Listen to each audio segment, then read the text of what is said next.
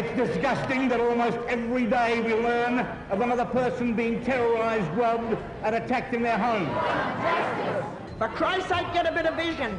We want justice. Carrying signs and chanting, "We want justice," more than 2,000 angry Australians delivered a personal message to Parliament's doorstep. They're fed up with false promises and sick and tired of living in fear. We want justice. The bottom line is people want to know that they have a right to defend themselves. We come from a small country town and it started happening there, and like just with having a 6-week-old baby, I like to know that I can protect her and that we feel safe in our own home. I would say that the politicians in this country, in Australia, have missed the boat entirely, and they've harmed a lot of people who didn't deserve harming with their laws and their approach to it. A gun buyback that forced law-abiding citizens to surrender their firearms in a nationwide roundup and meltdown of all semi-automatic firearms and pump-action rifles and shotguns. 640,000 ordinary conventional firearms confiscated and destroyed. It was an absolute joke and a tragedy. I actually turned in 3 firearms, and it broke my heart. I mean, it was 40 years of collecting, and I can't say it any other way than that. I felt sick. I had to hand them in because if I didn't, I was going to jail. There's no ifs or buts about that. By taking that gun away from me, they've stolen something from me. A right stolen by their government, promising safety in return for its gun bans. But now citizens know the frightening truth. The cost of lost liberty can be measured in the loss of life. It's become very, very obvious, even to Blind Freddy, that the expenditure of $500 million has done absolutely nothing to reduce crime. It certainly didn't do what the government touted it would do, which was to reduce crime. It hasn't done that at all. In fact, there's been more. This has been a lot of bull and hasn't really done much to help society and with its problems. Cold, hard facts the anti-gun forces can no longer escape. Armed robberies have skyrocketed, up 69%. Assaults involving guns rose 28%. Gun murders increased 19%. And a new phenomenon, home invasions jumped 21%.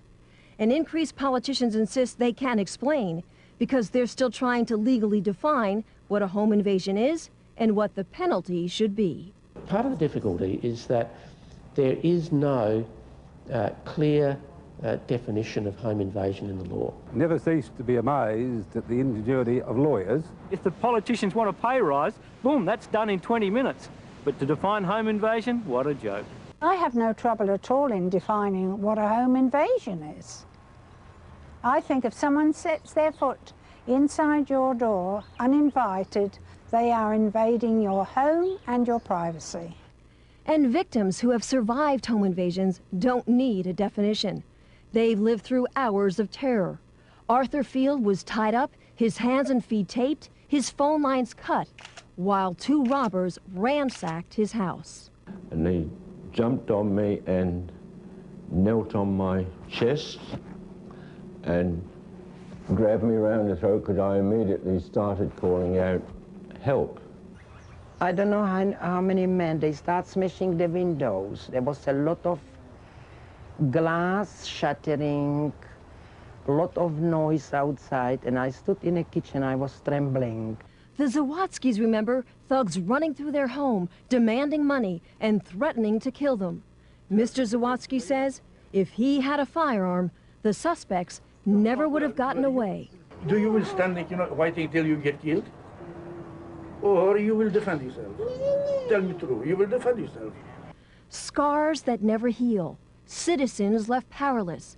But it's criminals who have been empowered and emboldened by the new gun laws because the innocent can't fight back. What's happening today is that the offender, the bad guys, are happy to break into somebody's house. They're not frightened to break into somebody's house while they're at home.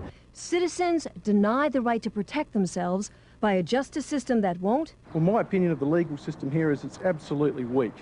Weak as water. I mean, it's because they've just got no backbone. That the sentencing for various crimes is just pathetic.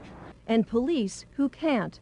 They're undermanned and morale has never been lower. It's very bad at the moment. It's never been worse. Since 1993, we've had a real decrease in over 230 sworn police officers in this state. These policemen have joined the job, policewomen have joined the job to go out and do it, and they can't even attend at breaks or assaults because there's no vehicle to even get them there. I mean, that's just absolutely ridiculous. Gun laws that have backfired. And Australians who have been forced to hide behind bars and deadbolts. Some are even installing extensive security systems because the firearms they still own that haven't been banned have to be locked up, unloaded, and unavailable.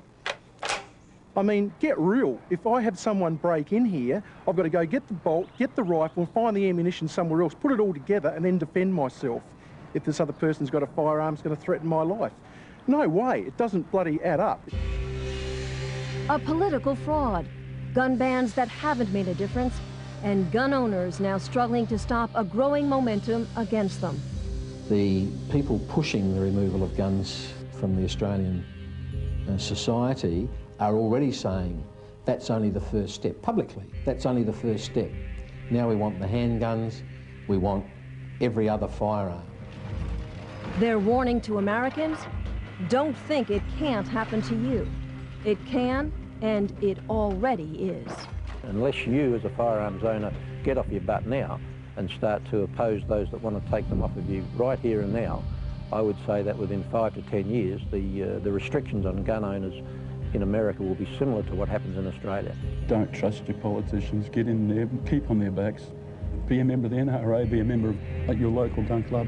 Be part of the NRA and never, ever, ever give up your freedoms, because that's, in the end, that's all you've got. If you think you have rights, tomorrow the government can take them away from you. I think the Americans have to be very, very careful because, you know, their rights will be quickly eroded as ours have, and we don't have a chance in hell of getting those rights back.